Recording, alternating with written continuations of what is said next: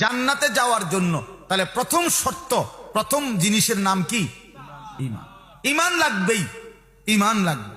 জন্য ঈমানের ব্যাপারে আমাদের জানা দরকার।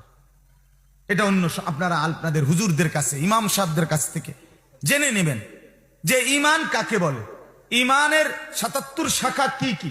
ঈমানের মধ্যে দুইটা জিনিস গুরুত্বপূর্ণ, একটা হলো উমুরুল ঈমান, আরেকটা হলো নওয়াকিদুল ঈমান। ঈমান কি কি জিনিস দ্বারা অর্জন হয়, আরেকটা হলো ঈমান কি কি জিনিস দ্বারা ভঙ্গে যায়, মানে ভেঙ্গে যায়, নষ্ট হয়ে যায়। দোনোটা জানা দরকার। দোনোটা একজন মোমেনের জন্য জানা বাধ্যতামূলক, যেন আমার দ্বারা ঈমান ভঙ্গের কোনো বস্তু না হয়।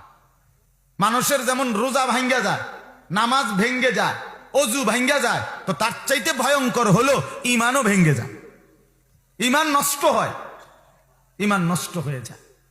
এই জন্য আপনি আমি